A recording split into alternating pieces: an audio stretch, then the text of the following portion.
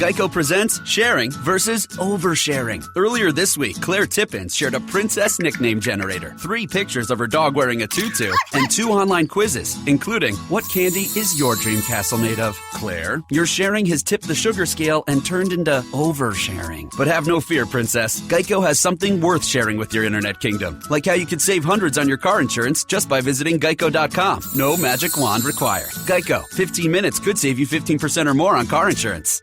In there, we've got Glenn unmuted. Blog Talk Radio. Yep.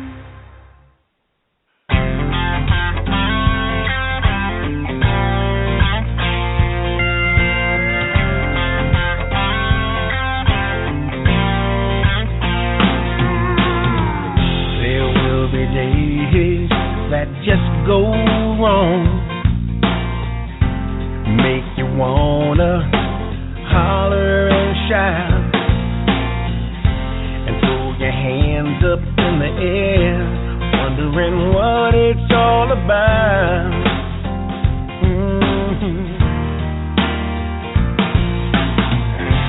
When you think that things can't get much worse, in a second, oh, everything just goes south.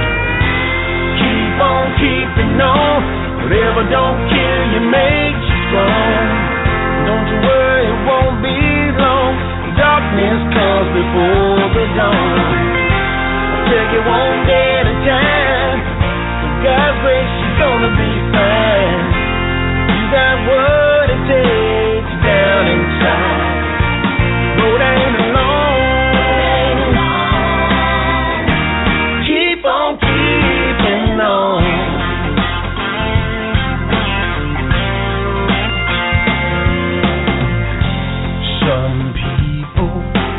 Stand in your way.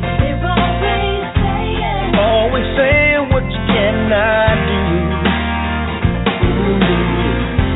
Don't stop chasing your dreams and working hard to make them come true.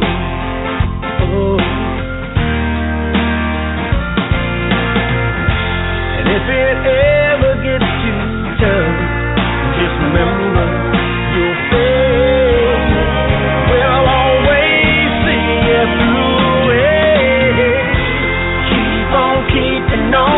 Whatever don't kill you makes you strong.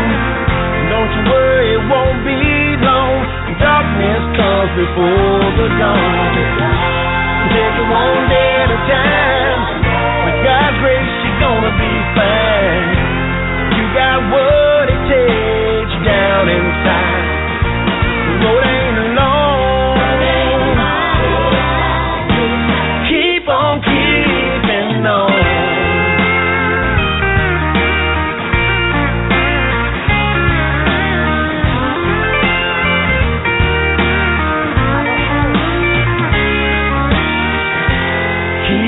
Keeping on, whatever don't kill you makes you strong. Don't you worry, it won't be long. Darkness comes before the dawn. I'll take it one day at a time. With God's grace, you're gonna be fine. You got what it takes down inside. The road ain't long. Keep on. The road ain't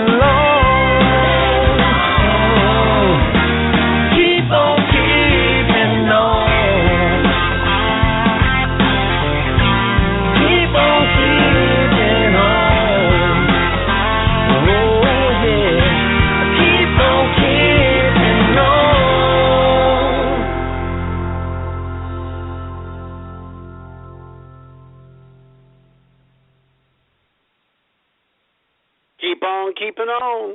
Whatever don't kill you, it just makes you strong. You know, that song is my absolute all-time favorite song ever written. That song is me. I am a firm believer that it is the trials in life, it is the hurdles in life, it is your weaknesses that you overcome. It is the things the hurdles in life that's where you get your strength.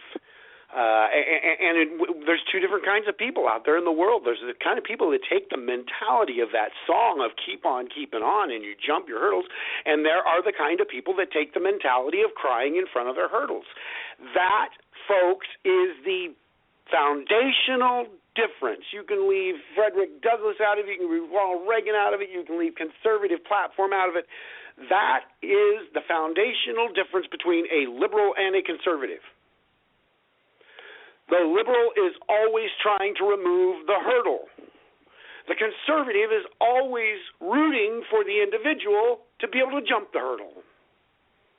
Now, obviously, there are times in life when we need a little bit of help getting over that next hurdle, and that is great. Conservatives are all for that. Liberals are for letting the government take care of the hurdles for everybody. You end up with a weak society. You end up with a weak society, folks. That song, that message in that song is the key to everything we talk about here. Whether we could you just pick one. Let's just throw one up out of the air. Let's the minimum wage. Jobs are designed for some jobs where we take one when we get out of school. You know, my first job was at Domino's Pizza, and I made a little bit of money, and I made some tips. But I wasn't supporting a family. I was a high school kid with nothing better to do than waste my money. I didn't need a 40-hour job. But you see, that first job helped prepare me for the second job, which helped prepare me for the third job, which helped prepare me for the fourth job. And I've had some incredible, awesome jobs in my lifetime that have paid very, very well. Now, see, the liberal would like to skip all of that part for everybody. They don't want you to have to go to all that trouble of starting at Domino's Pizza and working your way up and learning and stretching and growing. They want you to be able to make the good money right now. They want to remove the hurdle. Abortion's a big one, man. You know, a woman she messes around. She has unprotected sex. She's not married. She's not ready for a kid. She's not planning on having a kid, but she does what makes a kid. She's got a situation, and now what do? We remove the hurdle. Kill the hurdle. Instead of putting it up for adoption. Yeah, your body's got to put up for it for 9 months. Yeah, and I'm a guy, and I'm saying that. Yeah. Don't remove the hurdles. Obamacare. We're going to make sure everybody's got health insurance. Everything is going to be fair. Gun control. You can't sanitize the world of its problems. We'll remove the hurdle. We'll just take all the guns away, or we'll restrict them, or we'll make them where people can't get a hold of them. If we just take them all away, then we won't have any more mass murderers.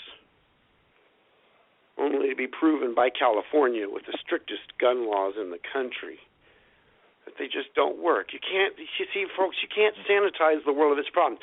Jennifer Montrose, I want you to do me a favor. Get Jonathan Barbie back on the show one of these days here soon. You know, Jonathan Barbie said that a couple of years on the show, and I've used that phrase ever since. You can't sanitize the world of its problems. That's true. That's true. So true. You can't. And that's the difference between what we're going into, folks, and that is the fight of our lives. You've got Bernie Sanders and you've got Hillary Clinton, who both want to remove all the problems from life. They want to give everybody, let the government just take care of everything so everything is fair and everything is wonderful. And that's not the way we want it, because that provides a weak society. We've seen it. Look at Cuba, where all the hurdles have been removed, where the government takes care of everything for you. You just work your butt off and make sure you give them all the money. It is to me, and I'm going to hand it over to my co-host. We started a little bit different. We don't have a guest tonight, but we're getting ready to really go into this primary season, and this is the foundational principle. This is why we do this show. We started out, American sovereignty was parental sovereignty, because one of the big ones is the left would like to remove the hurdle of parents having to be parents. The government knows better how to raise children. And You know, Jennifer and Dan and Glenn, we've got Glenn Atkinson here this evening from Saturday Symposium. And we fight daily because we believe in these basic principles. See, I believe that the Founding Fathers understood this basic principle, and that's why they set up the Constitution that they did. They put the Constitution there to keep the federal government from eliminating hurdles for everybody. That's what they did. They put a restriction on the federal government so that it couldn't get in and try and mind everybody else's business and try and help them out. Ronald Reagan, folks. 5 scariest words in the world. I'm the government, and I'm here to help you, or 7, however many it is. Jennifer, you know, you're down there in Alabama, and Alabama's a lot like Texas. You got some hard fighters down there, but you're dealing with some crazies down there as well, in the sheriff's departments, and some of the elected officials that have disappointed you in the governor's office. Well, we got a speaker of the House down there. You've got a district down there in in Alabama that is it's descriptive of this. You've got an area that's been totally controlled by almost socialistic mentality for the duration of its district, where government has tried to remove all the hurdles, and you've got a lot of weak people. You have no income down there. You've got plentiful resources. It's a mess, and it all comes back down to this basic concept. So with that, I'm going to pass it to you, Jennifer. I'll let Jennifer pass it to Dan, and Dan pass it to Glenn, and we'll come back around and see where we got. Well, we got our Speaker of the House, Speaker Mike Hubbard, who has been charged with 23 counts, alleged 23 counts of, felony, who's still Speaker of the House. We just recently had our Republican GOP who sent out a press release to try, and get him to step down as Speaker of the House, because as long as he is going back and forth to court, how can he do that effectively, So we've had some things going on there. And then we got a governor who just jumped ship, Republican governor who wants to raise taxes across the state. It's ridiculous, We got my representative, my congressman, Robert Aderholt, voted with Congressman Terry Sewell and President Obama on the omnibus bill. That's crazy. We and he was the only one that did it. We had the rest of them that voted against it in the state of Alabama. So, but here's the thing. We need more people involved in the voting process that understand, or at least are attempting to try to understand the voting process and understand who they're, to even just the simple fact of knowing who your constituent is. Knowing who your elected officials are. Somebody made the comment to me earlier today, how could anybody with half a brain want to vote for Hillary? I said, well, most of them don't even have half. Because they had gone to see the movie 13 Hours. But most people don't care. Not most people, but you've got a percentage of those people that don't care. There's 1% of us that are on the front lines, and don't get me started on what's happening in Oregon, so it's ridiculous. And then we've got candidates running for office. We've got volunteers that are tearing each other apart in the primary. They're citing articles that say fact, which are just articles. They're not necessarily factual. And, you've got people tearing each other up. You don't vote for my candidate, then I'm going to block you off of social media. And, but even locally, some of our local races, we've got a DA race where we've got a lifelong Lynn Head, lifelong Democrat, recently got appointed as DA because the other one retired. So now all of a sudden she decides that she wants to become a Republican, so she switched parties. and now she's slamming the Republican, solid, lifelong constitutional conservative, Hayes Webb. She's been out there insulting him and pulling all kinds of stunts and, mudslinging and everything, and it's politics. It's just the way it goes. And then we had our latest story. Bernie Sanders came to Birmingham, Alabama the other day to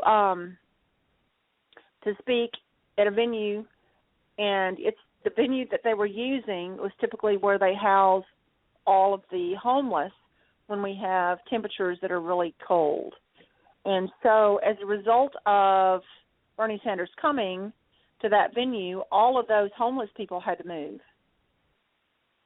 So Bernie Sanders is not taking responsibility for it, nor is city council, nor the mayor. And so we had, 23-degree weather, and those homeless people had nowhere to go. Their warming stations were taken away from them. So, but it's beyond me why anybody wants to vote, for that man. I don't get it. But then again, I guess if you don't understand communism and socialism and all that stuff, so. But anyway, I'll pass it around. What's going on down in Florida? I'm freezing, but other than that, it's supposed to drop down to 35 tonight, and for me, that's freezing, so I'm battening down the hatches, and not going to go anywhere until the temperature rises above 60. But I know exactly what you're saying. I was watching on Fox today, and they were talking about the Democratic Party, and 53% of the Democratic Party considers themselves socialist. And I about fell off my chair, because socialism, when I was growing up, was just below a dirty word. And people just don't understand what it means that you work a 50-hour week, 45 of those hours that you're working goes straight to the government. Now, I don't know about everybody else out there in radio land, but I used to work hard for my money, and I still work hard for what I do. And I'll be darned if I'm going to give away 90% of my sweat equity to somebody who's going to blow it. Because only 10 cents of every dollar actually makes it to the program where it was, what their excuse was to take it from us. And it's absurd to even think about voting for somebody like Sanders, because he talks about all these free programs. How is he going to pay for it all? And it's going to come right down to you and I. And I work for way too hard for my money to ever do that. Now, I'm not saying to throw out the poor and, leave everybody destitute. The whole idea is, back in 1964, the President Lyndon Baines Johnson created the welfare system, and it wasn't designed to help people. It was designed to imprison. And today we see these people in the inner cities who feel they have no way out. They've been raised in multi-generations, surviving off the government, and they don't have a clue on how to survive on their own.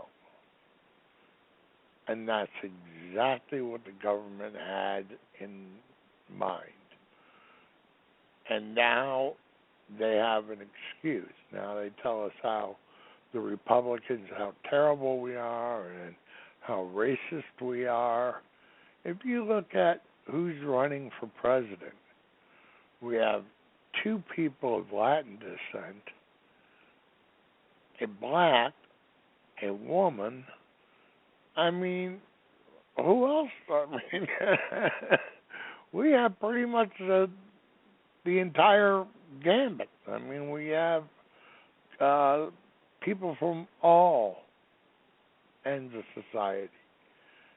You know, Dr. Carson was raised in the inner city. He knows what it's like. But like Frederick Douglass, he saw his obstacles, he overcame them, he became a physician, a renowned neurosurgeon, and when he was brought onto the staff of Johns Hopkins University, they were just another medical school, and very few knew them. And he turned Johns Hopkins into the best medical school in the country. I mean, everybody wants to do their residency at Johns Hopkins. And you can really thank Ben Carson for that. And, you know, so the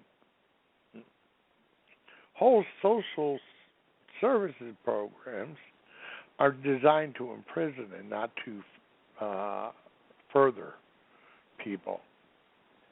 And this is what the left stands for. And on the right, we have just the opposite. We have this attitude that if we don't like somebody, we're going to refuse to vote for them. And 4 years ago, we gave the elections to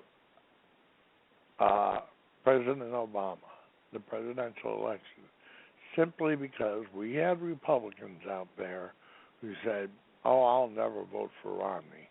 And they refused to vote, or they threw their votes away on somebody else who they knew wouldn't win. And to me, that is the dumbest thing you could ever do. Now, I may have not liked Romney, but I voted for him. You know, as you know, 3 out of the 4 of us were on the Kaine train together, and it's where we met. So we were all for Herman Cain, and what we want to do as conservatives is we want to help everybody. And Herman Cain, I thought he was on today on the Wilcom Majority Show when I was listening to him. And he had a wonderful saying. He said, when the tide rises, all the boats float. And that's exactly what we want to do. We want to bring the tide in so everybody has the opportunity to further themselves, to better themselves. And this is what the left doesn't see. And they make up a lot of lies against us, saying that we're racist and we're, only care about the rich. Fact is, the Democratic Party gets the vast majority of their money from lobbyists and corporations, where conservatives rely more on individual donations. And one of the things, two things really hit me the wrong way. And Scott, I think you'll attest to this. You're not going to find a person that believes in God much more than I do, right? I mean, that's right. I'm writing all the time, and I had this guy come in and rip apart Donald Trump, saying that he doesn't believe in God and all this. And I said, how, number one, is who gave you the authority to judge another? The only person I know who has the authority to judge is God Almighty. And number two is, how do you know if whether or not Donald Trump gave his life over to God or not? What you see on the outside is what he shows the public. He does not, the only way you're going to know if a person gives their life over to God is either you have to know them for a while, and you have to see that they not only talk the talk, but they walk the walk. You can't tell whether or not Donald Trump gave his life to God or not. But I can say this much. He did a wonderful job raising his children. And that, to me, kind of says, that he did something right. And when he said his favorite book is the Bible, and then, because he could not quote Scripture, this guy said that, Trump was a liar and all this. Well, I can't quote Scripture either. I go through the Bible and I read from it on a regular basis. I open it up, just at random, and whatever page I end up on, and I read, a passage or two. And that's kind of like my way of looking for guidance. And I read the Scripture from, that page, and I try to get the meaning out of what was written. Not what verse and what, all that stuff. I don't even look at it. But what I'm trying to do is I'm trying to get to the meaning out of what was written so that I can try to emulate Jesus as best I can. And obviously I can't, because I'm just a mere human that messes up on a regular basis. But that's how I look at reading the Bible.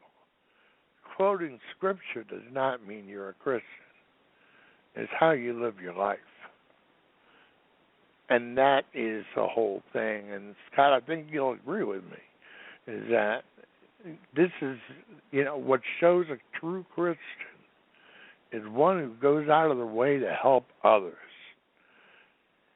And why all of us are here today is to do that very thing.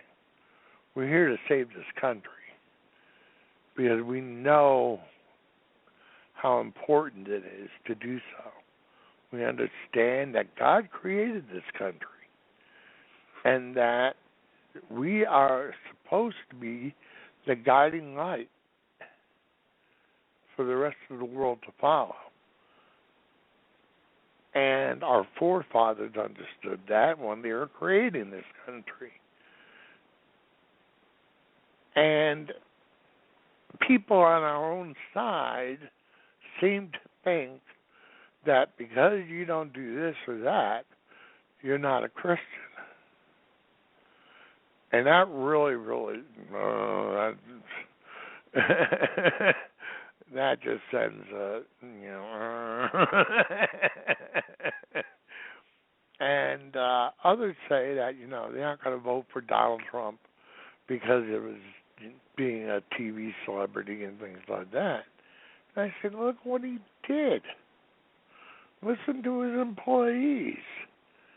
His women employees say that they get paid exactly what a male counterpart will get paid, and they have every opportunity. Everybody who joins his corporation comes in on an even playing field, and anyone, any person, regardless of anything, he rewards them by the work they do.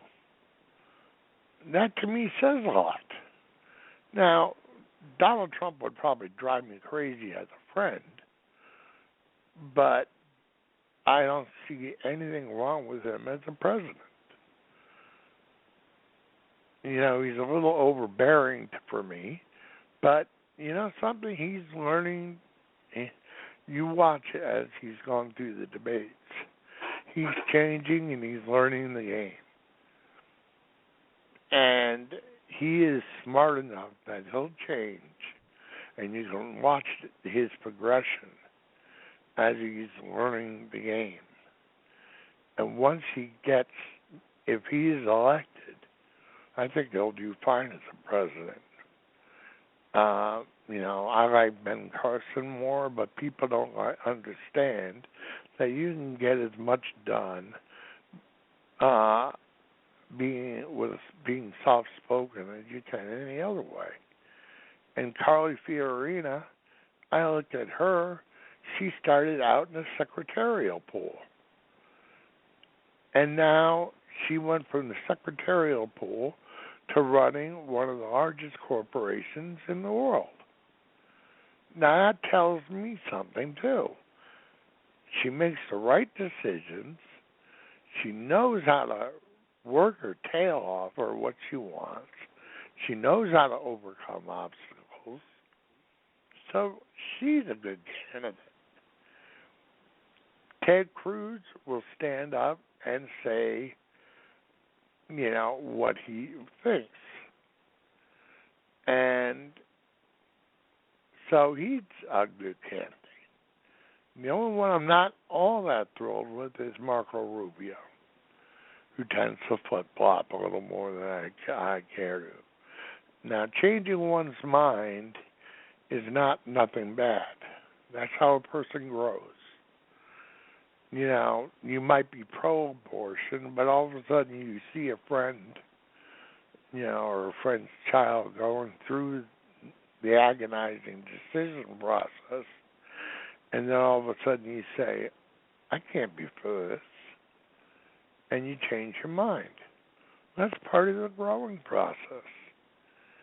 So going out and saying that, you know, Trump is pro-abortion, when Donald said that he watched one of his employees go through that process. And he said, I can't handle it.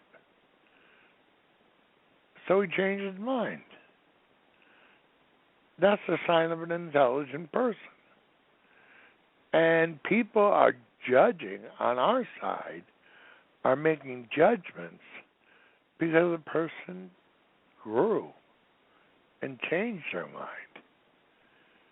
Because they understood. You know something, when we're looking on the private sector, we have to understand that these people are talking from an entire different angle. And what Herman Cain said is that it's wonderful that we have 3 private sector executives running for president, because they understand how it is to run a company, where politicians don't. You see, if a politician is given, you know, $20 million for their budget for the year, $10 million surplus at the end of the year, rather than putting it into the coffers where it can be used elsewhere, they go around trying to spend it on whatever they can. And that's how Washington works, and that's why we can never save anything. When, you know, in a corporation, when you realize that you aren't going to meet your budget, you know you have to make cuts. So you cut departments that are not necessary. We have over 270 departments in the federal government, most of whom do stupid things that don't benefit the country or are not necessary. And they have nothing to do with our social service programs. They're studying the mating habits of a box turtle. Well, you know something? Leave the X-rated box turtle stuff to the box turtle. You know, we don't need to know how they mate and what a little box turtle looks like. You know, let a university do that as a research project for a grad student. You know, the same thing with the mating habits of a gecko, or you know, the migratory patterns of the albatross. You know, leave that to the universities. And if there are some endangered species, you know, they contact the government and they can, you know, do something about it. But otherwise, the actual research program should be left to the private sector and not be expected to be taken care of by the federal government. And let the states make their own darn decisions. Don't consolidate. You know, the government is trying to consolidate everything into a single area. So once they have ultimate control over the states, they have ultimate power. What does ultimate power breed? It is ultimate corruption. And with that, I'll pass it over to Glenn. Glenn? Well, you're exactly right, Dan. Hello, Dan. Hey, Jennifer and Scott. Hello, America. You know, it's getting way out of hand when you take the government and it just keeps getting bigger and bigger. And you know, you touched on quite a bit of things, all you have. And when the government keeps expanding, and which means they're taking more control. And you know, if you have 100 things that's out there, and the government picks away, and before you know it, they have them all. Who do we go to get anything? We have no choice but to go to the government, and that's what they want. They want that control, and it's, I don't understand how people cannot see the socialism, communism is what I call it, really. It's all about control, and they paint this beautiful picture to some people that are blind, and you can't see it until you kind of tilt that picture on its edge a little bit, and then you can see right through. Oh my God, you know, the picture's clear now. But by then they got you sucked into believing that this is a good thing for everyone, and it's not, because if you're, you know, people think that, oh, this is for free, I'm going to have this for free. Well, nothing is for free, and that's how we lose our freedoms, is because when you get a government that's controlling people, they're taking from Peter to give to Paul without even asking Peter if it's okay. I mean, even like God gives us a choice, you know, of choosing a free will and whatnot, you know, to make our decisions, whether we make them as a mistake or whatever. But the government, they don't even give us that. They just say, no, we're going to take this, we're going to give it to this person, and then we're going to take this and going to give it to that person. And you have no say over it, but yet you work long and hard for this. And then all of a sudden, at the end of the day, you know, you're taxed to the hilt. You have all these different programs that they're making that are really a tax, and it just keeps adding up and adding up and adding up. Before you know it, you're Bernie Sanders, where you want 90% of everything, you know, and therefore you're left with 10%, which is really, might as well give it all, because that's what you're doing anyway. You're not really going to be able to have anything for yourself, or to be able to make a decision to want to give someone, because you have nothing left to give anyone on your own free will, because your free will has been taken away. It's just gone. And that's how you get a government that's playing God. They are the ones that are saying, you know, you don't have no free will. You just do what I say, and this is what you're going to do, and this is the way it is, and you're going to like it. Well, we don't like it, and that's why we have a process that we have for voting and whatnot, and we can see when we, you know, use our voices on radio and people on TV and just our everyday people out there, the grassroots. They're starting to wake these other people up that have, you know, just kind of bought into that other system that doesn't work, you know. Like you said, Scott, look at Cuba. You know, there's many countries that have went through this, and it never, ever works, and never, ever will work. It's the same design, just implemented by different people. and it's not working at all. You know, you take the welfare system, you know, you were talking about, Dan, and you know, it was designed to actually control people, and it should be a system where it's for a hand up, not a hand out. For a temporary basis that has incentives with it that said, okay, you're down on your luck for whatever reason or something's gone wrong and whatnot.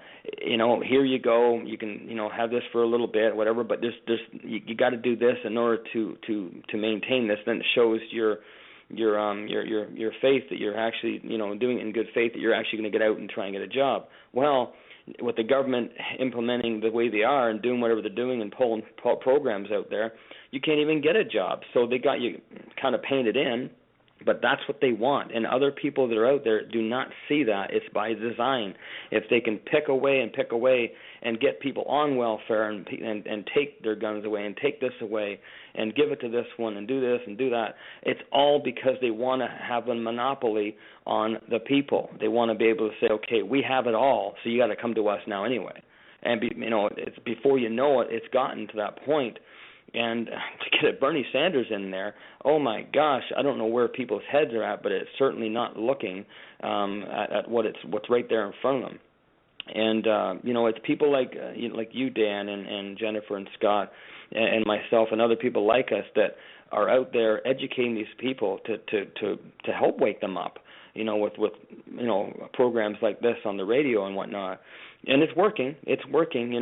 One bite at a time. It's a big elephant out there, folks, but we're that's the only way you can eat an elephant. It's one bite at a time, and we're winning. We're winning. It's a slow process, but that's how it works from the people up, from from the people to the leaders, not the leaders to the people. Is we got to take it back. And the only way we take it back is by spreading this truth around of their lies and their control and what they're doing when they're having these programs out there and what they're saying they're going to do with them. Because, folks, they're not going to tell you what they're really trying to do. They're only going to give you enough to make it sound really, really great, and this is good for you, and this is that, and this is, and before you know it, it's not. And that's what the media is out there doing, is they don't want to they don't want to they're on the government side. They're being bought. And that's how they can help control, is by omitting what really is actually the truth of what's going on here. So, but you mentioned about Donald Trump and about Dan, about Donald Trump and how he doesn't quote scriptures and that's supposed to be a fault and whatnot. Well, you know what? I'm Christian, and I'm a pretty strong Christian that makes mistakes just like every one of us do. But I'll tell you, I may be able to quote some scriptures here and there, not a whole lot. But God does not. That's not what God cares about most. And every one of us will agree that just because you can quote scripture, anyone this worldly that has a great memory can take any book and quote it if you want to. Is that impressive? Not if it's not being followed by example. And that's what Jesus did. Jesus went out there and he led by example, not just by words, but he went out and his example was stronger than just his words even. So, you look at Donald Trump and you say, well, is he Christian? Well, he's done some amazing things that Christians do, and he's giving, and he like you said, he's made some amazing accolades with his kids. Look what he's done with his kids, let alone his business and whatnot.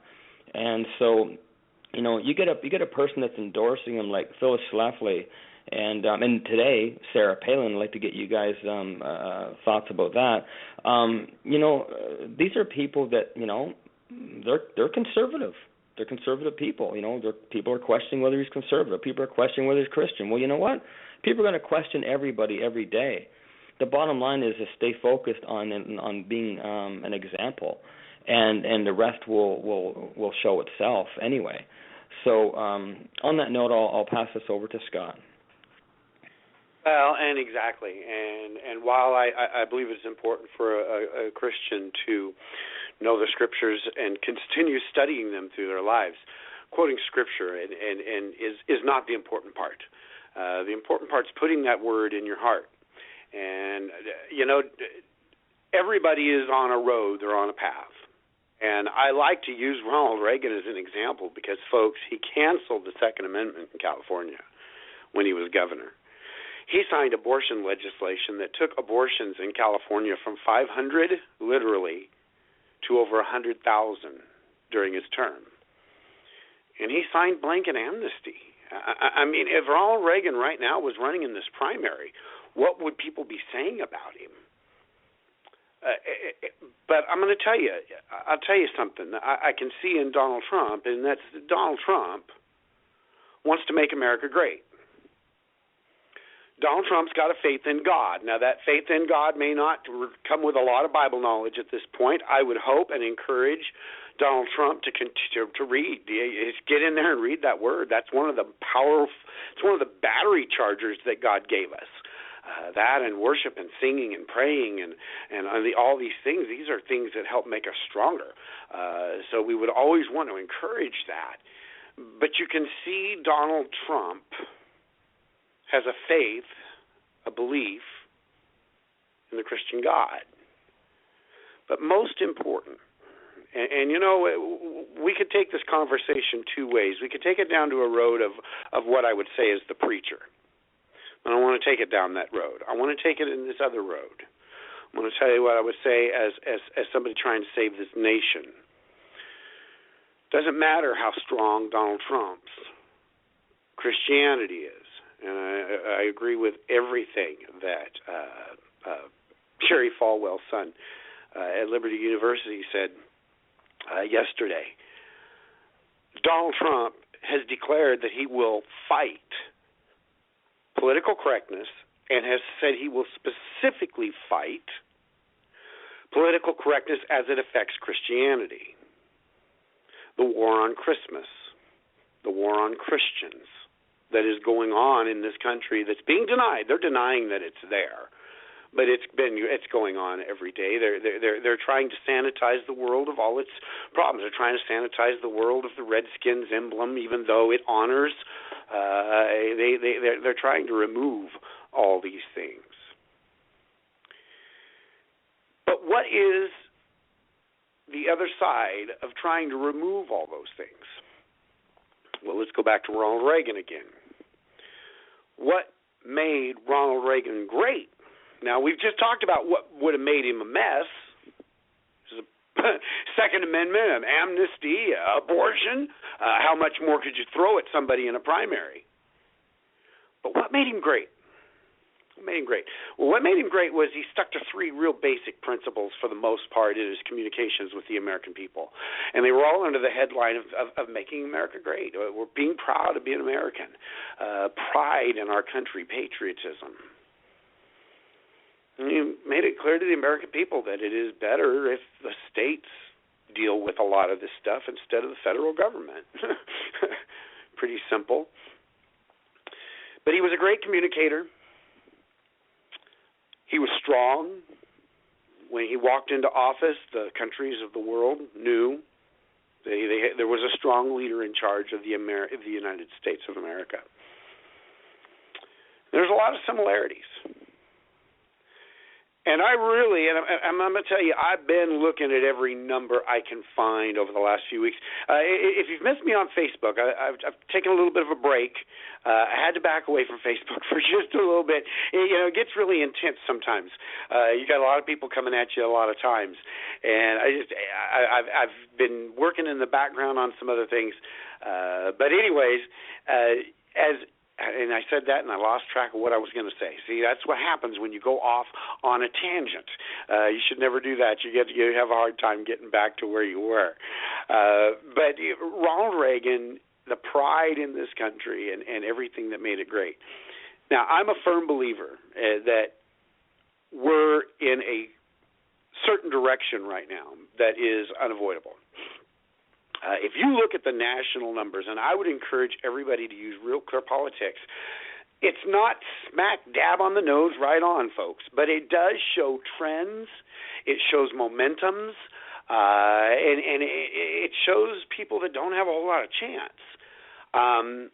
And going into this primary season, it is going to be a duke out between Donald Trump and Ted Cruz, one that I believe is being choreographed, including this week. And man, I know it's gotten rough. That's okay. If you really analyze how it's gotten rough, man, it's right out of the playbook. It's exactly what you would be expecting to happen if two people sat down and said, listen, we got to duke this out because by duking it out, we get lots of attention in the media. There was a reason for Herman Cain's Mark Bloch cigarette ad, and it was very effective. You get the news media talking. But as you look at the primaries coming down the track, and we are getting ready to, man, what day are we at, folks? We're at the 19th.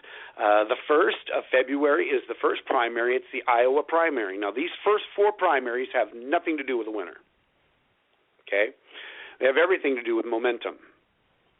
And it's mostly important. These next four primaries are not important for Donald Trump. They are not important for Ted Cruz. I'll tell you who they're important for.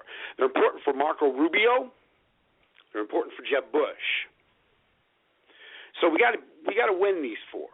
And looking at the numbers as we go forward, Donald Trump and Ted Cruz are going to take first place and second place, most likely going through all four of those primaries. In doing so, they are going to deprive the Marco Rubios, the Jeb Bushes, the Chris Christies. Chris Christie still hasn't had a really huge bump, folks. He could really get something out of this next few weeks. Fiorina, I don't think has a chance at this point, but some of those guys need to have at least a second place run. It's really looking as we come in, and I'm not just talking about just where they're at the numbers, I'm talking about the momentum. Who's raising? Who's dropping? Who has dropped to the bottom and has just been there? They're stuck there. Who's got ground game in Iowa? Now, there are some. If you look at Real Clear Politics at the Iowa numbers, there are some that are a little higher in the polls that I think are going to do not so well when it comes to actual Iowa Day because they just really don't have that ground crew. I believe Rand Paul will probably jump up there and keep Jeb Bush from getting past sixth place. Then we come to March 1st, and we have this huge primary with 15 states, including Texas. There's 4 weeks between there, folks. By the time we get there, we are going to know something, and I really firmly believe it's going to be between Ted Cruz and Donald Trump, and I believe by that time, many are going to drop out. I'm a firm believer that after Iowa, Jeb's going to just have to go. I think he's going to be so far lost that he's going to have to go. He does not want to lose Florida. If he does stay, he's only staying to keep Rubio from getting anything. But as we go forward and watch this, I want folks to pay attention to it in the mentality of we've been talking about for a long time. These two are working together. And I would be very happy at this point with a Donald Trump, Ted Cruz, or a Ted Cruz, Donald Trump. My preference would be Ted Cruz, Donald Trump. I want to see Donald Trump as the Vice President of the United States because the role of the Vice President is to go down to Capitol Hill and work with Congress, and I think Donald Trump will take his job seriously. And I think there could be nothing better for this nation over the next 4 years than for Donald Trump to turn what goes on in the Senate into reality TV and make the American people pay attention to the nonsense that has been going on, that only the people that very rarely, turn on C-SPAN or something, sometimes I'll turn on there and listen to them yak, and it's horrific sometimes, the nonsense that is going on. I want to see that out of Donald Trump. However, either way, I would be happy, and I really firmly believe that that's where we're going. It was even last night on Fox News. They were talking about this stuff going on between Donald Trump and Ted Cruz, and they said Donald Trump took a swipe at Ted Cruz, and that's the way to describe it. These guys are playing this. I'm telling you, folks, they are working together. I am a firm believer that Donald Trump is learning how to be a constitutional conservative from Ted Cruz. They've had lots of meetings. We know they've had lots of time, and they've spent a lot of time together, and they've talked a lot. And who knows how many times they've discussed on the phone. No matter what they say, everybody that is close to either one of them will tell you that they have a mutual admiration for each other. But Donald Trump and Ted Cruz, he is the one that's benefiting out of this. Donald Trump is playing the media. And right now, what Ted Cruz wants right now is to have the fight with Donald Trump. This is the timing that he wants. It sucks the wind out of everybody else's campaign.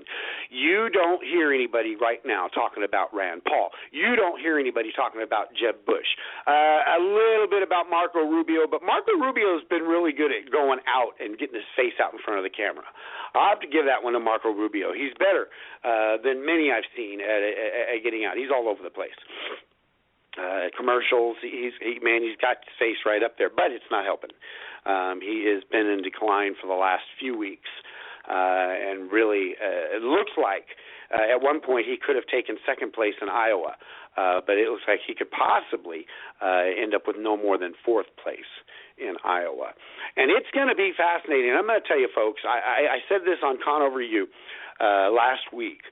For political junkies, this last few weeks and what we're going into right now is crack cocaine, man. It is some harsh drugs for us. And I'm going to tell you, it's going to get more and more fascinating as we go forward. The primary is the time to get all this stuff out. I'm not happy with the Ted Cruz loan, whatever situation's going on. I haven't even investigated it. But I hate that there was something that they didn't get off the table first. But it's got to be out of the way now. Let's get it out in the primary season. So really reasonably a good idea for the campaign to have that discussion now. It's going to happen at some time.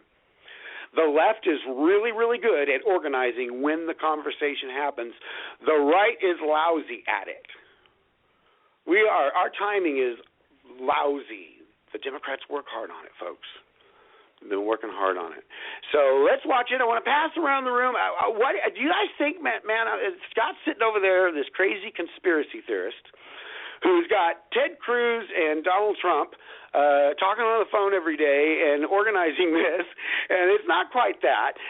But they are. It has been blatant if you look at it that way, and we have that coming out, man. That's been coming out of the Cruz team. That has been coming out of the higher echelon of Ted Cruz. I got any information about that from the other side from Donald Trump. And they have been saying that since about March. So I'm going to pass it around the table. Am I crazy, Jennifer Montrose? You know me. I'm not nuts, but all my friends are. No, I'm crazy as they come. You know that. But am I off the mark here? I don't think you are. I don't think you are at all. I will tell you. I don't think that Trump would be as high as he is in the polls. The thing is that I think people are looking for an outsider that's not an establishment. And I think one of the things that may have hurt Cruz not only was his comment about New York, but his money that he secured through, the money that he secured for his campaign and where all that's come from, and the fact that he's beholden to some people that he owes money to, and Trump is not beholden to anybody except himself, But I will tell you, I'm seeing an awful lot of people that were on Herman Cain's train that have jumped on board Cruise Crew. And there's something to be said for, as we've always talked about, grassroots activism. And that's how Congressman Dave Bratt, that's how he won his seat. And a lot of people didn't think it was going to happen. So, and that's how Obama won in 2008, with a massive social media, massive ground game on the ground.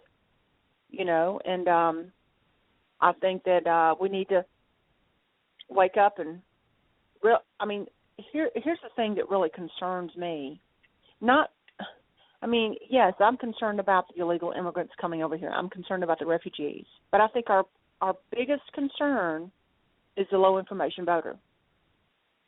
Because you've got something that came to mind me earlier that was said. We've got liberal progressive professors teaching students in college, and what are they teaching them?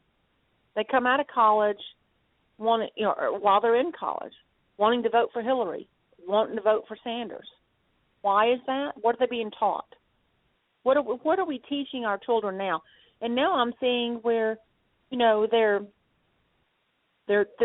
teaching children about the history of Islam, Muslim religion, giving them homework assignments, going through the motions of prayer time.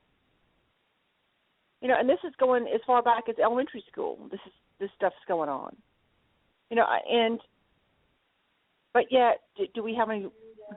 I don't have anybody. There's nobody role playing Christianity in the schools anymore. There's nobody praying in schools, and I guarantee you, a child gets caught praying in school to Jesus. There's going to be, somebody's going to be up in arms about it. Not every school is involved, but it only takes one to start the chain rolling. And I'm not saying that everybody's this way, but I had a friend of mine, Paul, who was talking to me today in California. His son is being bullied by a bunch of Mexican kids in school. His dad teaches him to fight back. Don't take it. Don't be the coward. Now they want to take him in and try to do some sort of talking discipline. Back in the day when I was in elementary school, you got in trouble, they would bring out that wooden paddle and wouldn't be afraid to use it either. And there was never any chance that anybody was going to accuse you of abuse. Kids are not being taught the way they were when we were growing up.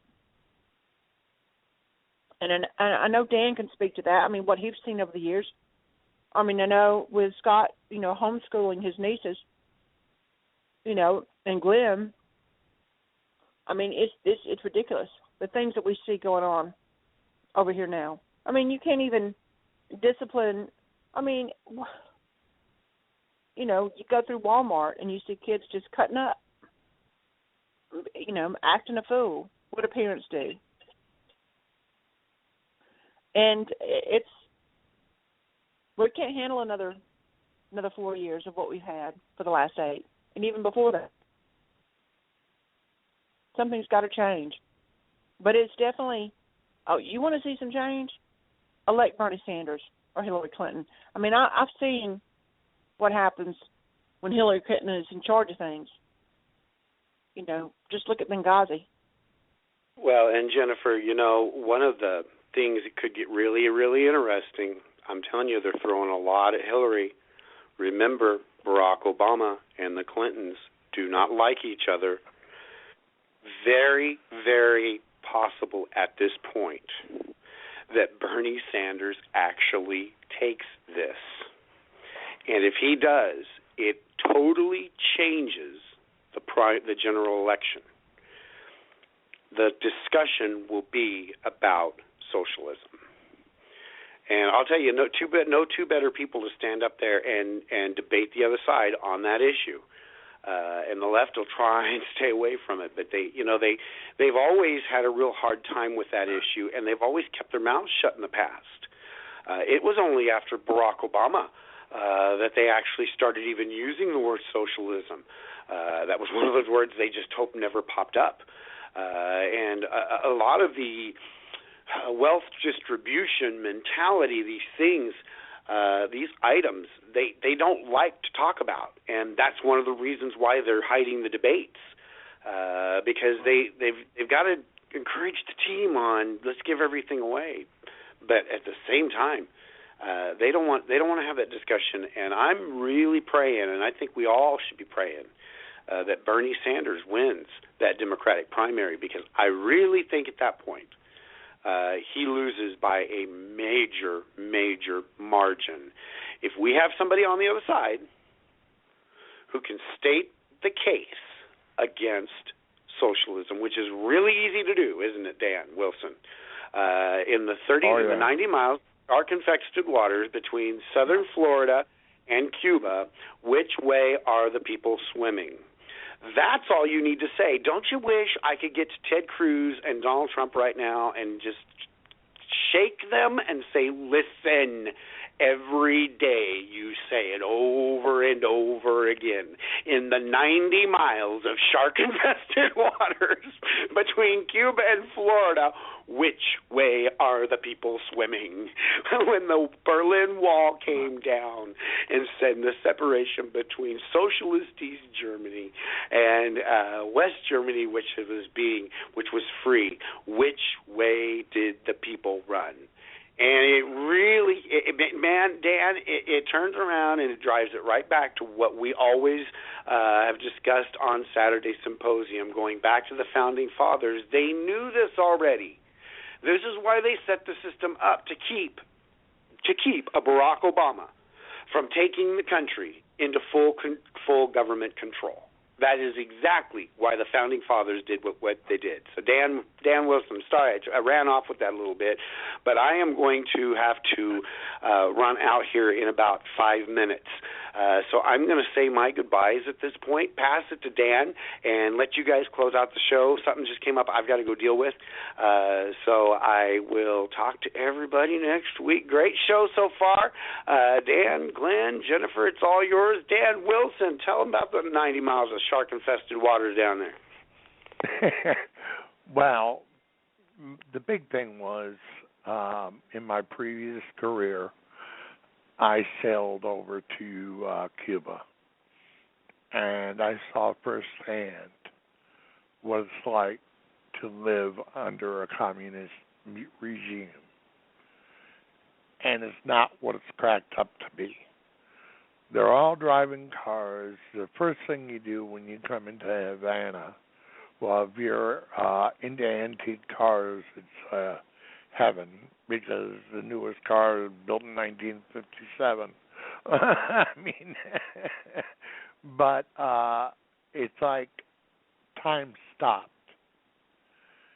And then when you go out into the inner part of the country or the island, you see how the average person lives in its abject poverty. And they let the tourists see what they want them to see. Me, I'm a little sneaky, and I knew how to, because I've been to a lot of countries, I knew how to get around and get to where I wanted to go. So I was able to go to places that they didn't want you to see. And I saw the truth firsthand. This is coming right from the horse's mouth. I know what it's like to live under a communist regime.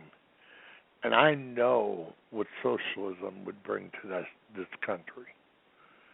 And this is why I'm out here fighting. Every day of the week I and Jennifer and Glenn,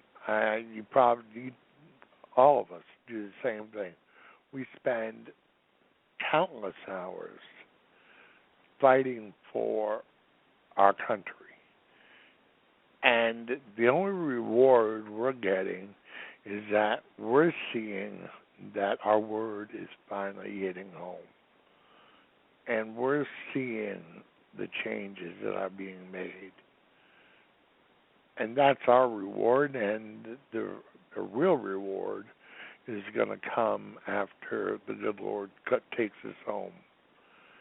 But right now, our job is to be the communicators, to get out there. Jennifer, I hear you all the time talking about the Second Amendment and fighting for gun rights.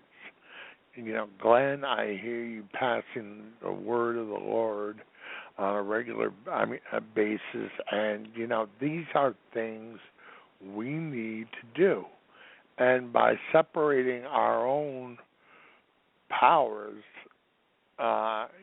in discussion, we're getting the entire word out.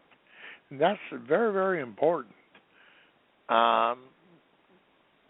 And what Scott said on the election, just going back on that end, I really believe, I agree with Scott 300%, that I think between Cruz and Trump is a very well choreographed thing.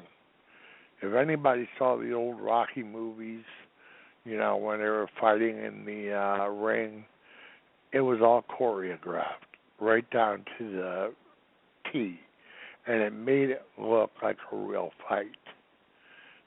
And I believe that's going on between Trump and Cruz. Trump is a brilliant man, and he understands his weaknesses. And he knows he needs a conservative to teach him how to work in Washington. And Cruz is that person.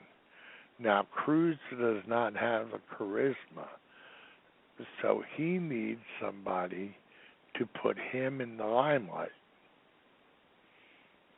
So Trump is pulling Cruz in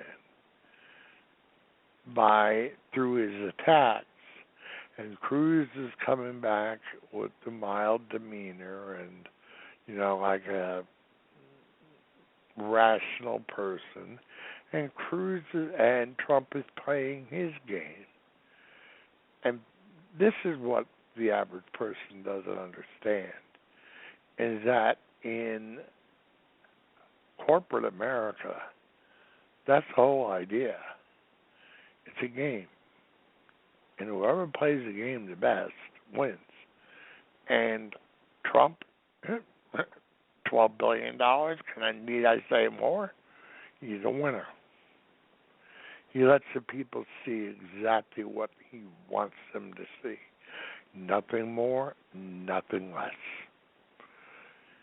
Cruz, we know from past experience that he is a true conservative. He's fought there on the floor and literally gone after people. He's gone after Obama. He's gone after many people on the left. And he's not afraid to fight that fight, but he knows the politics involved. Trump doesn't know that.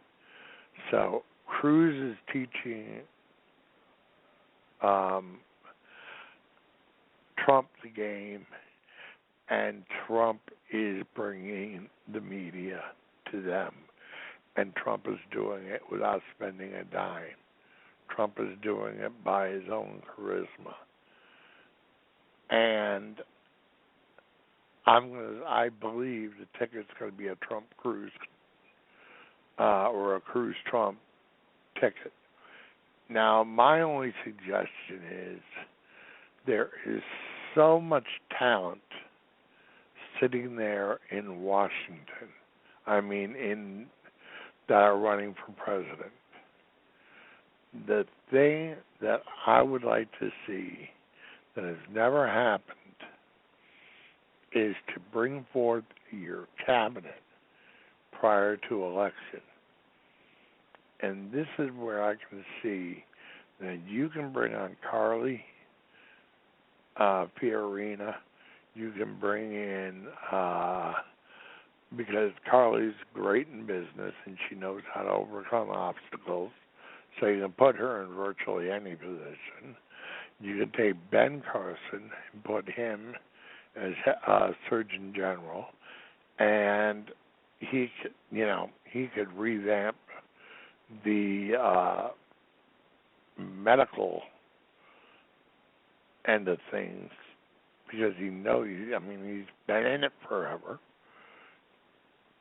You can bring in Rubio, who, when it comes to foreign affairs, the guy knows it. I agree. He's part of, he's part of the elite group, but he is also very, very good at foreign affairs. So you throw him in to handle that end, and then you take in all you need really to find is a good attorney general. And if you go out there and you go into the general election with your whole crew ready to go, that's going to say something.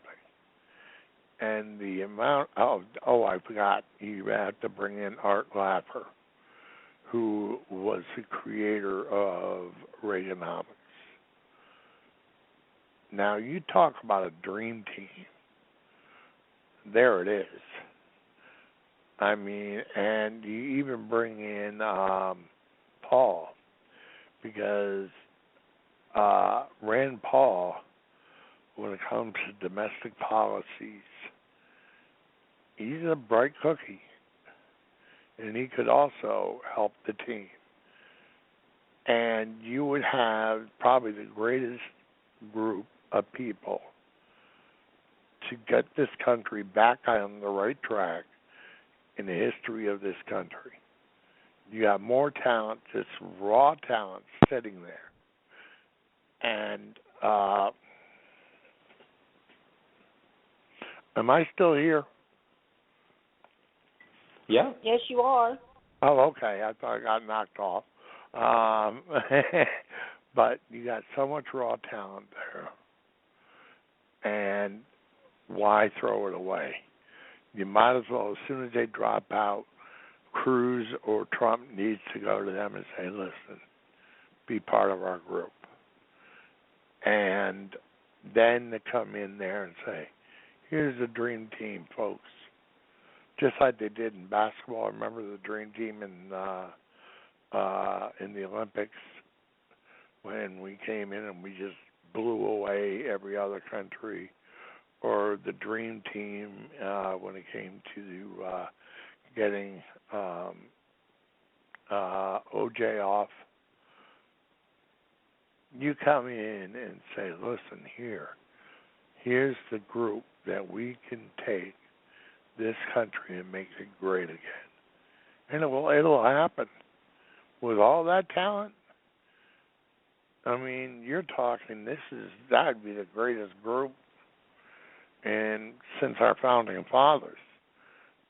And it'd be something that would not only change how our electoral process takes place, but it also will catapult us so far away from socialism, because Bernie Sanders, number one, cannot argue with Donald Trump nor Ted Cruz, because he'll have to bring out the truth about socialism, which is the greatest thing that's possibly happen.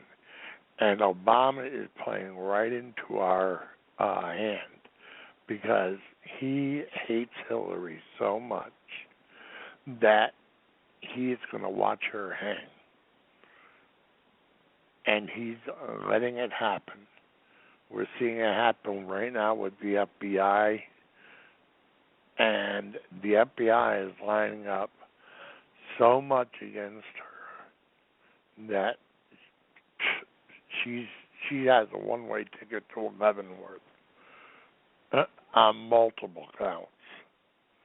And we know that. It's just a matter of the FBI is waiting for the right time, and Obama will tell, what's her name, to pull the plug on her. And Hillary's going to go down faster than the Titanic. So, as Scott said, for the political junkie, this is great. This is the best drug ever made, because it's going to be a blast watching this whole thing play out. But, it's, I don't see, no matter how hard Bush is trying to get himself out of the hole, I don't see it happening.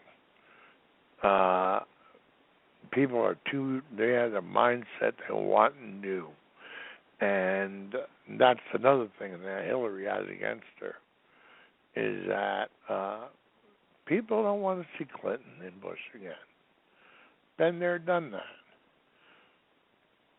Christie, through his debating skills, has a chance. But I honestly, just because people want something new, is why Christie I don't see really making it. I don't see him making the grade, and Rubio just doesn't have enough press, and I don't think he's riding the wave like Trump and Cruz are. So, with that, I'll pass it over to Glenn. Glenn? Well, you're exactly right, Dan. And when Scott was mentioning about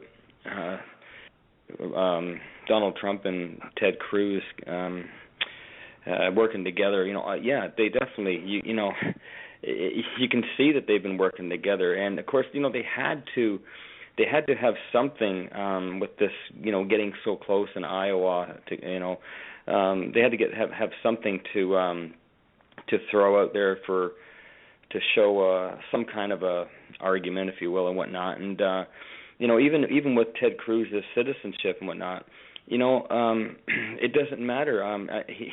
The Constitution clearly states this, but Donald Trump was bringing that out, so because he knows, he's been told that there, Democrats are going to come at him with a lawsuit. Are they going to get anywhere with it? I think in the end, no. But it does create doubt and a distraction in there for other things too. So Donald Trump wanted to have it out now, while this is before, and have it out now, then to come up in the general election or whatever or whatnot, because like even Donald Trump says, if he was to choose him as his running mate, then it could bring things down, to a crash, whatever, or at least a stall, and that's not what they need. So basically, he's basically, and other people, it's not just Donald Trump either. It's actually, he was just asked a question and he, carried it on along with other people. But there's people that are showing it as a controversy. So therefore, it's creating doubt in people's voters' minds and whatnot. So therefore, that creates a distraction also at the same time to other people. Like, so it keeps the focus on Donald Trump and Ted Cruz. So therefore, even if it's negative press, it's positive press for them. It's still a positive thing, and a lot of people don't really get that, but it's the truth. If the attention's on you, and whether it be good or bad, and whatever people determine it being, it's still good for them, because it gives them airtime on TV and radio, and like we're talking about it, and the whole country is talking about it. So therefore, who's really paying attention to a great deal of the John Kasich, the Carly Fiorina's, and Chris Christie and whatever have you? They're not getting the airtime. Whereas everything Donald touches turns to gold. It does. It comes up smelling like roses on no matter what. And this is another thing. It's showing that it is too. And then today, all of a sudden, another distraction. Sarah Palin comes on and endorses Trump.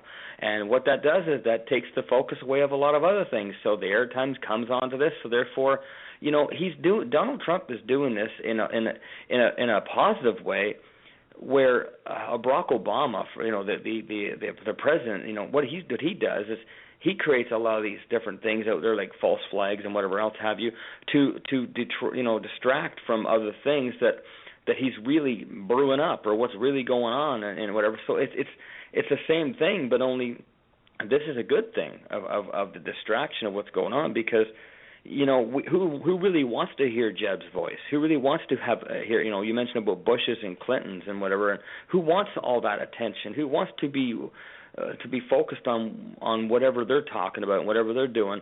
If you can get the cameras or everything, the focus onto a Donald Trump and Ted Cruz, then this is why it's like design. This is how it works. So on that note, I think that's great that they're doing that, and I think it's it is. I'm sure they are on the phone on a every day or a couple of days or whatever on the phone, talking about things and whatnot. I'm sure they're having a laugh on some of it, because they could be going after each other for so much more than what it is going on. Like the birth certificate thing and not birth certificate, but the birther thing and all these other things. The New York values things. Okay. That kind of wasn't a great thing of how Ted kind of played that. It kind of hurt him a bit. But at the same time, I don't think it hurt him long term in a sense, and same with Donald Trump. I don't think any of this is going to hurt them long term, because there's so much more they could be, talking about or whatever, or bringing up stuff or whatever. If they really wanted to hurt each other, they could do a heck of a lot worse than what they are.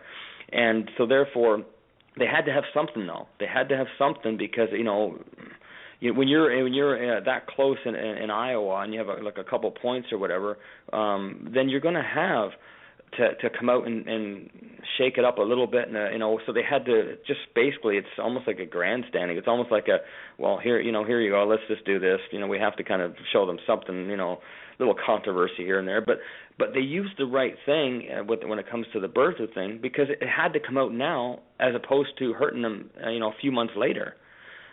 So that's what really stirred it all up, was the birther thing and the New York values thing. It's almost like schoolyard things, like calling people names. It's like in a certain way. In this case, it's not going to leave a long lasting effect on anything. Whereas they could have picked a lot worse things, topics to chop each other down on. So anyways, I really do think it is actually, choreographed, like Scott said. I mean, maybe not every little thing, but at the end of the day, they'll be having a beer together. Well, actually they won't. Donald Trump doesn't drink, but you know what I mean. They'll be having a coffee or whatever together, just like, I don't think it's going to affect them at all, because they're here to unite conservatives and Christians and everything together, because they have the same values when it comes to what people are voting on. And that's why, they are working together, because, Donald Trump is very strong in a lot of things that Ted Cruz could never be very strong in for a long time, and vice versa. Because, Donald Trump hasn't played the politics, in a sense, the way that Ted Cruz has.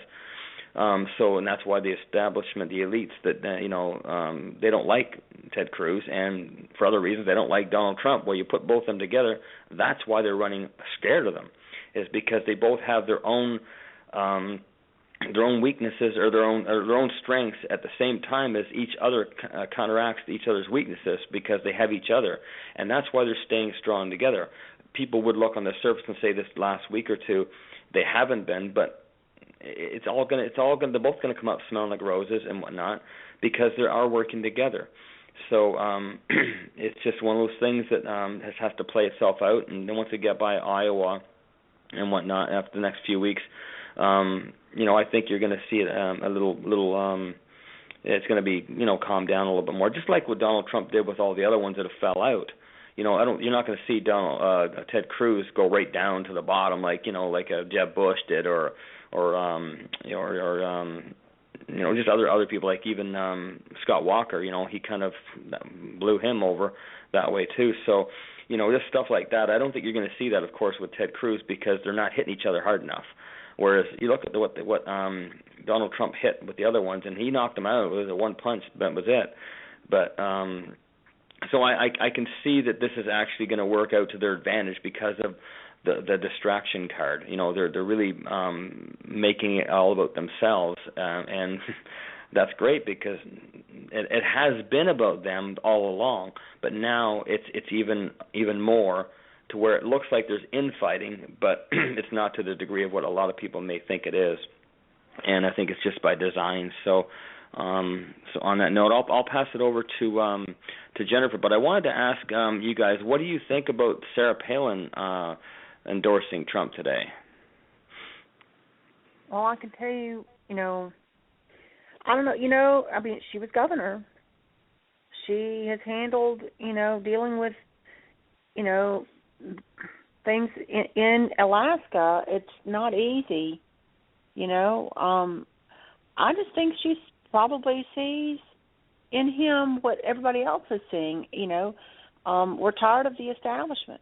We're tired of people that are beholden to lobbyists, and PACs.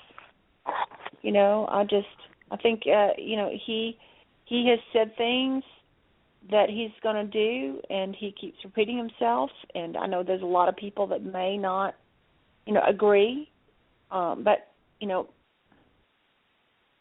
she's had stones thrown at her, and nobody's perfect, and neither is Trump, and he is not an evangelical Christian. He's not somebody that's prophetic in that regard. Not everybody is. Not everybody is well seasoned when it comes to, and here's the thing. How many of these people that are complaining about Donald Trump not being, quote unquote, a Christian, how do you know? I mean, are you with him in his prayer time every day? I don't know. I mean, when somebody tries to say somebody's not Christian enough, I have to question, what does that actually mean? Right. I think about, what Christ's relationship was. I don't think there was anybody that had a more solid relationship with God than Christ did. One and the same. But it's definitely going to be interesting. Some people are saying that her endorsing him could hurt him. But then again, the media has tried to make her out to be some crazy woman. She's a nut job who was originally a part of the Tea Party. But there's, I've got plenty of friends that won't have anything to do with Trump, can't stand, they do everything they can to bash him. I've got other friends that are solid Trump supporters. I don't know, but maybe one or two people, or maybe three, that support Rubio. So it's definitely it's going to be interesting to see how all this shakes out. The thing that concerns me is this latest bill they're trying to pass on, gun rights. It's crazy. We can't afford to have that stuff taken away from us. It's like we've got people that are like a frog in a bowl of, a pot of water, and they keep slowly turning up the heat. At what point do we get out and take a stand? I was listening to a preacher today that had shared a video, and he says, I'm not wearing a business suit every day. He said, I'm a God-loving, Jesus-loving. I get out there and I like to hunt for my food for my family.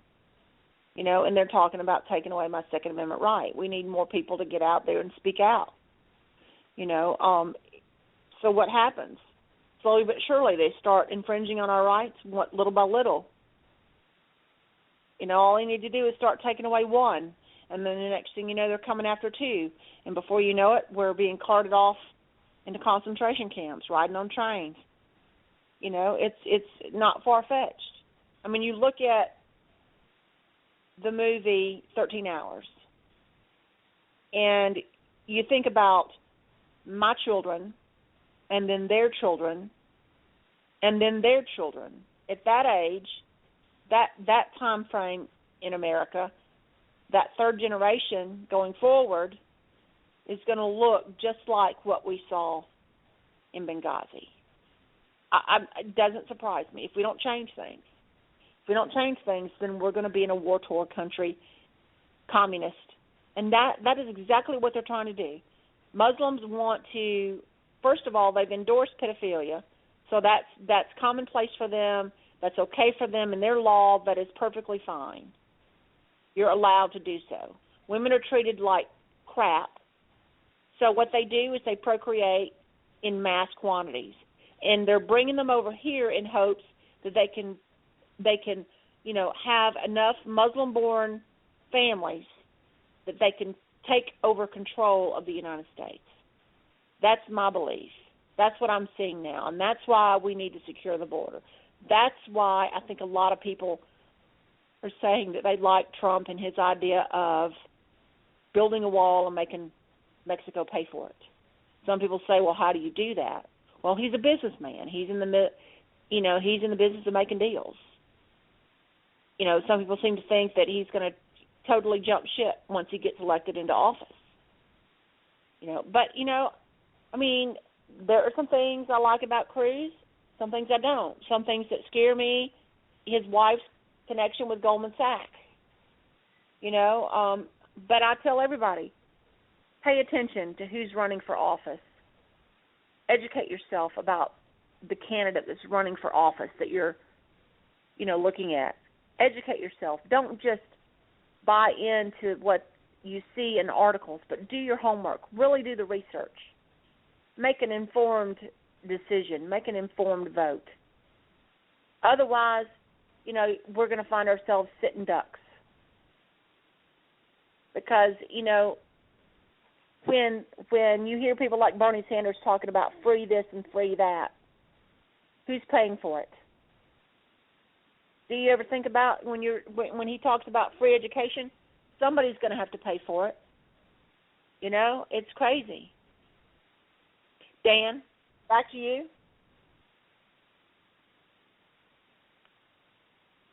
Your thoughts, Dan? I think you might be on mute again. It happens. Oh, it happens to me every week. But I agree with every word you said, Jennifer. I mean, it's right now they're doing their best to disarm us so we cannot protect ourselves. The Second Amendment was put here for this very reason, to allow us to protect ourselves from a tyrannical government, and they're doing their best to take that right away. And Jennifer, I'm sure you've heard me enough. You know exactly the gun I own. So does half of the country. I mean, and you know my stance on the Second Amendment. And I write articles on a regular basis on it. And when you talked about being informed just yesterday, if you look on my webpage, you'll see it, that I talked about the candidates and I showed the benefits of bringing in an outsider. And I used Fiorina, Carson, and Trump as 3 examples. And how we need to get out that old school thinking of politics where it's all this deal making and taking from the people. And I believe Trump and Cruz can do that. And they can shake up Washington like never before. And we can, with Bernie Sanders running, we can put this socialism to rest. Because Cruz and or Trump will have a field day tearing them apart. both of them are very good debaters. So I have a lot of good feelings. This is the way things need to work out, and we need to bring to light what is really happening.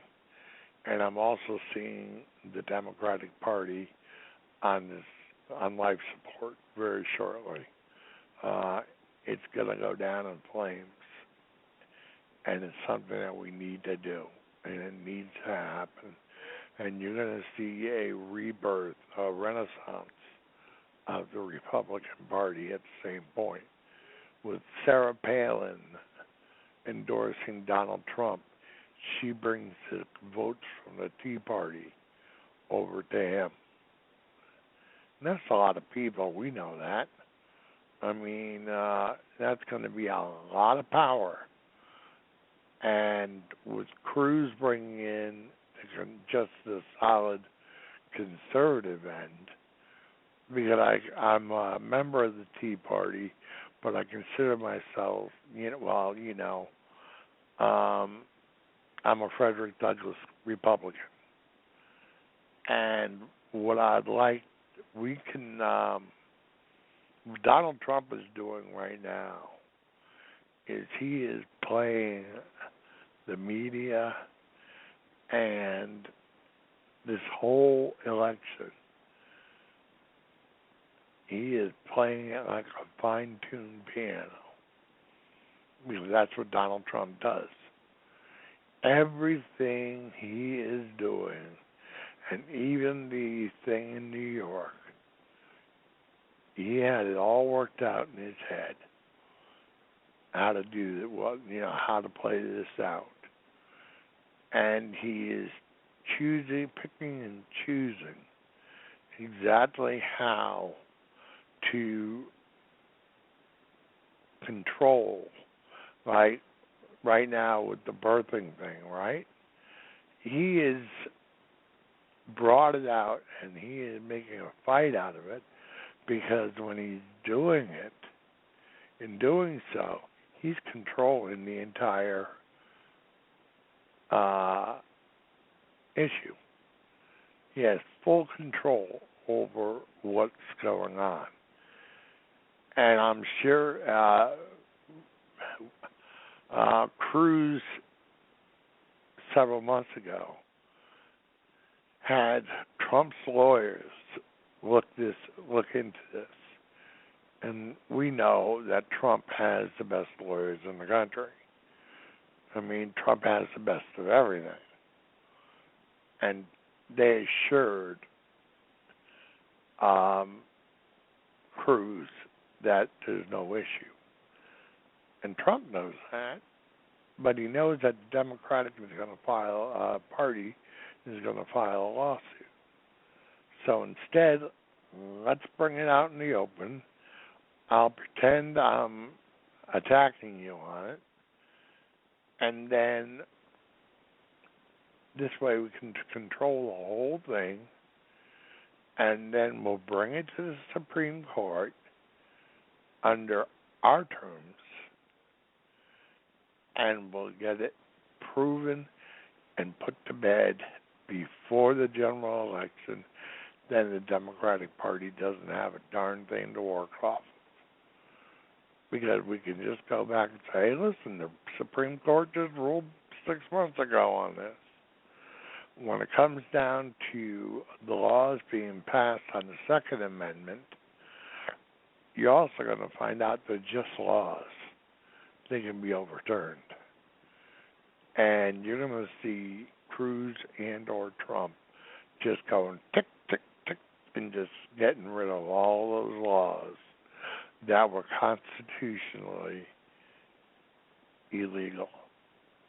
And we know, all three of us know the Constitution pretty well.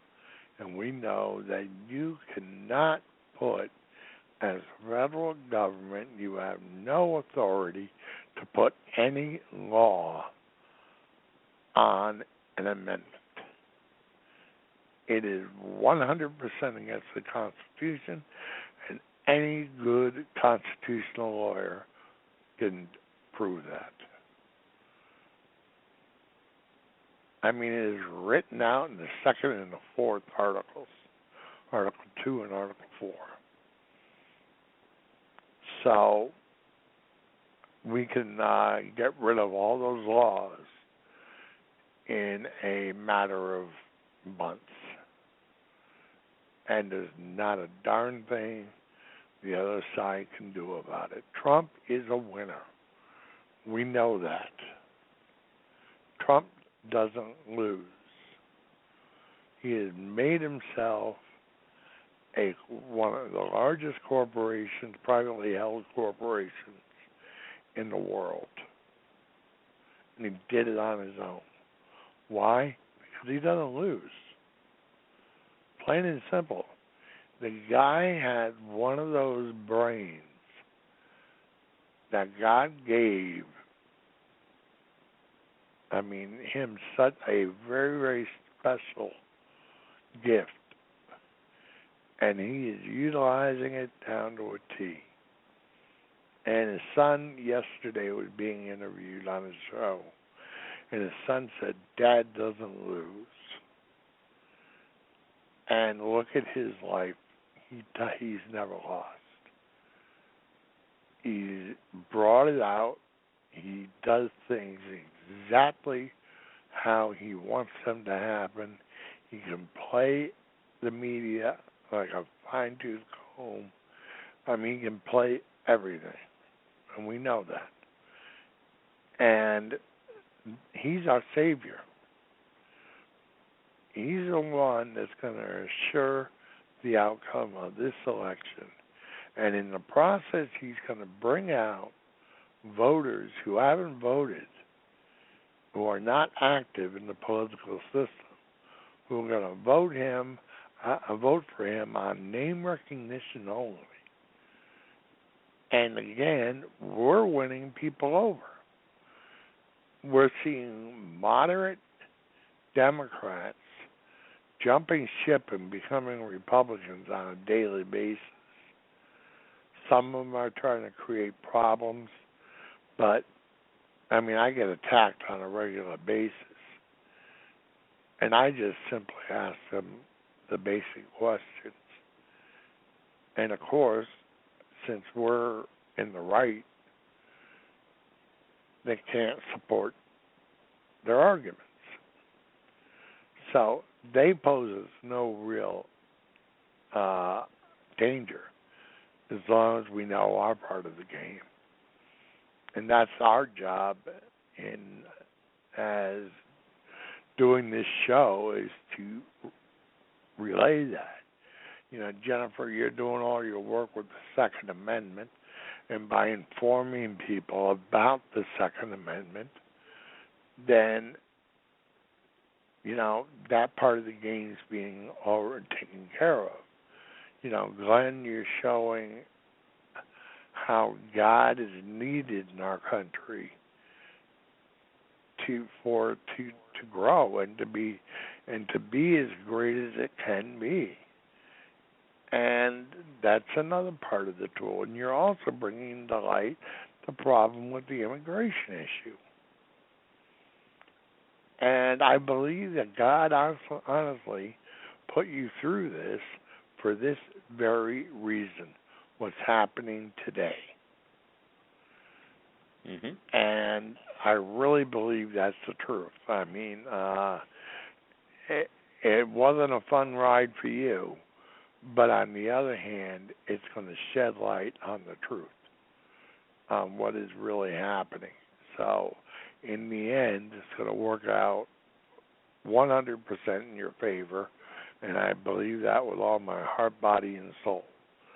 And when it comes to building that wall that Trump talks about, Trump will pull a few cards and that wall will be up within a year. I promise you that. That wall will spring out of the dirt faster than Speedy Gonzales. Bing! And you're going to see our borders shut down so fast. Trump is a builder. He's a contractor. He does development for his living. How many construction companies does he work with? Thousands. He'll have them jump right on that border, and there will be a 12-foot wall high and 12-foot deep wall that's going to start at the Gulf of Mexico, and it's going to end when it runs out of land at the Pacific Ocean. And it's going to have Border Patrol stations every 20 miles along the whole kit and caboodle. And you're going to see a shutdown of our border that's tighter than anything you can imagine. Mark my word, that will happen. I have a very optimistic view of what's going to happen in the next 3 years. And the only reason I am saying that is really because of Donald Trump, because he knows how to do this. He knows his game. Cruz knows the political game. And between the two, they make the perfect match. And with everybody else who's in that election that's running for, this election, there is a lot of talent. And, Trump knows talent when he sees it. And he's not going to waste it. With that, I'll pass it over to you, Glenn. Well, you're exactly right. I agree totally with what you're saying there, Dan. We got some very, very extremely smart a couple people, quite a few people actually in this race here, and you look at the experience that they bring as individuals, and how well they could work together when this is all said and done. And you mentioned about Donald Trump and and whatnot, and you mentioned how Jennifer's being how she's using the Second Amendment amazingly to get that voice out there for that, and myself with the as much as I can spread with people repentant into this country and the world actually for Jesus, and in my own situation with immigration and whatnot. Yeah, I agree with you totally 100%. If God did not want this to happen, he would have stopped it, and he's using this situation that I'm going through to help, and that's why I came here. Did I know everything was going to happen the way it's played out? No, but I did know before I got here in America that God wanted me to come here and do so many things, and on so many different levels. I just didn't know what the levels were and everything it was was going to happen. But at the same time, I wouldn't change it. I wouldn't change anything at all. And yes, it's been no great ride. It's been very difficult. At the same time, as when you look at what Jesus went through, and he knew he had to fulfill prophecy and everything like that too. It had to happen, and I'm looking at the same exact way, and that gives me comfort, and it's supposed to. That's the whole reason why the Bible was written, is to show us that that's the example we have, and we're supposed to live it. And it's not been easy, and it's been really rough, and every week it's rough. But at the same time as it's being rough, I'm being very, very blessed with the people I surround myself with, and that God has brought to me. My beautiful wife Lisa, great friends here, Scott, yourself, Dan, and Jennifer. Dan Butcher. There's just so many people that have actually been such a blessing and helping in every way that they know how. And this is what is the glue to what is keeping this whole thing together, is everybody unifying and working and doing what they can to help each other. And you see, when you get people like that unified, working for the same end result, because not everybody's going to agree on everything, but when they focus the way we all are, and doing what we're doing, just like Donald Trump and Ted Cruz is and whatnot, I believe that once say Donald Trump becomes the nominee, everything's going to go back to where all these people that are, maybe they fell off or whatever or whatnot, of course, and he's going to just bring them all in. He's going to bring them all in, and I think he's already had talks with a few of them already. He's going to bring them all in and show what kind of position that he would have for them and whatnot. And it's all about unity. It's all about unifying, and that's what the Democrats have done. Is they've unified. Even though it's a terrible goal that they have, they were smarter for a long time in getting people to unify under their devious wing, whereas Donald Trump is being a CEO and getting people to try to unify under basically a godly wing, to make sure this country gets back on track. Make it great again. And this is what we're doing as grassroots people. We're trying to collect these people and get them together and work from the people to the leaders, like we're supposed to do, and get this done. So it's an exciting time for everybody, and no matter what we're going through, it's hard. But the greatest results come from difficult times and hard things that we went through, and at the end of the day, that's what we call a reward. So I guess we're getting close to the end of the show, and I better hand it back to Jennifer, and we can close it out, I guess. Thank you, Glenn. Well, I want to give a shout out to Pundit Press. Thank you for sponsoring us, and want to give a shout out to all of our listeners tonight.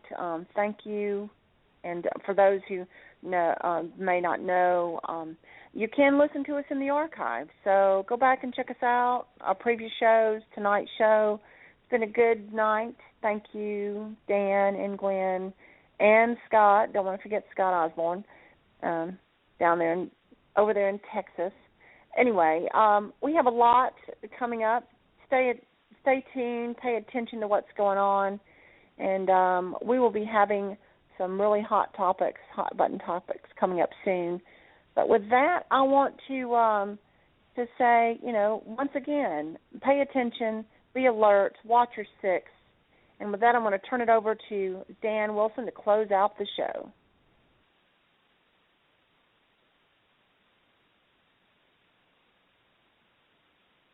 Dan Wilson? I forgot my mute again. I'm here. Again, thank you so much, Jennifer and Glenn. I consider us our little dream team between the four of us. Scott, Jennifer, and I have been working on this together. Oh, God, how long, Jennifer? A long time.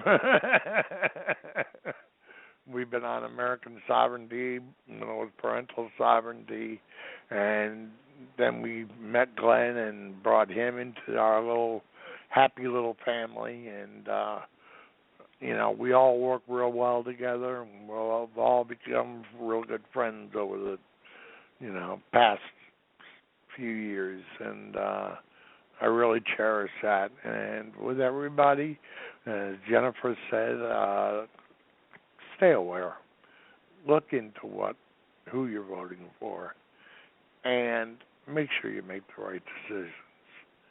If we play this out right, we can get this country back on the right track in 8 years. And with God's help, we can do that. And this is our total goal. This is why the three of us are out here doing what we're doing, because we don't get paid for what we're doing. We're doing it out of the goodness of our hearts and out of love for country. And if we can share anything with our listening audience, people, is please love your country as much as we do.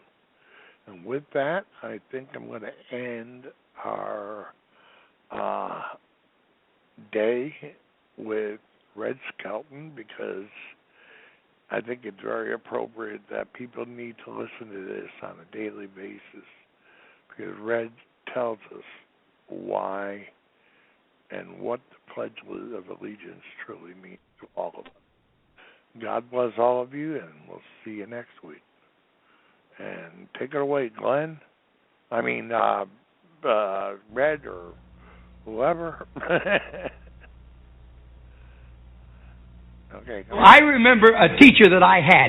Now I went through the 7th grade. I went to the 7th grade. I left home when I was 10 years old because I was hungry. This is true. I work in the summer and I go to school in the winter. But I had this one teacher. He was the principal of the Harrison School in Vincennes, Indiana. To me, this was the greatest teacher, a real sage of my time, anyhow. He had such wisdom. And we were all reciting the Pledge of Allegiance one day. And he walked over, this little old teacher, Mr. Laswell was his name. Mr. Laswell. He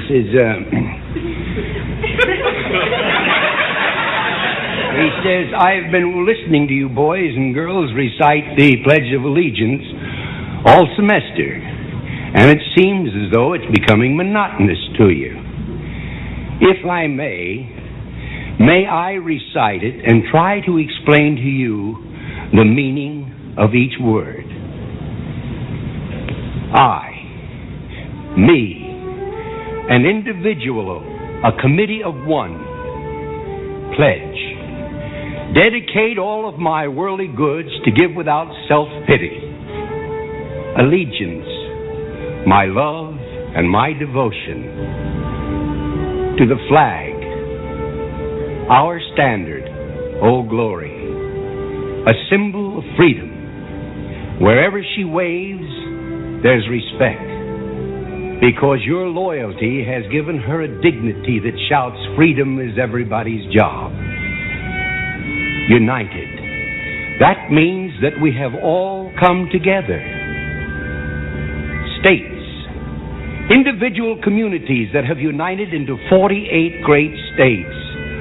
48 individual communities with pride and dignity and purpose. All divided with imaginary boundaries, yet united to a common purpose, and that's love for country. And to the Republic, a state in which sovereign power is invested in representatives chosen by the people to govern. And government is the people, and it's from the people to the leaders, not from the leaders to the people, for which it stands. One nation,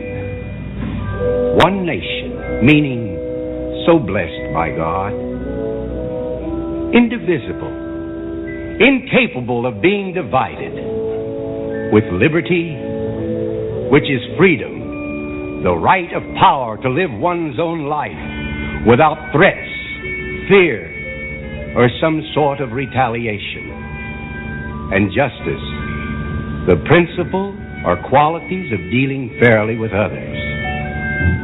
For all, which means, boys and girls, it's as much your country as it is mine. And now, boys and girls, let me hear you recite the Pledge of Allegiance. I pledge allegiance to the flag of the United States of America and to the republic for which it stands, one nation, indivisible, with liberty and justice for all. Since I was a small boy, 2 states have been added to our country, and 2 words have been added to the Pledge of Allegiance: under God. Wouldn't it be a pity if someone said that is a prayer and that would be eliminated from schools too?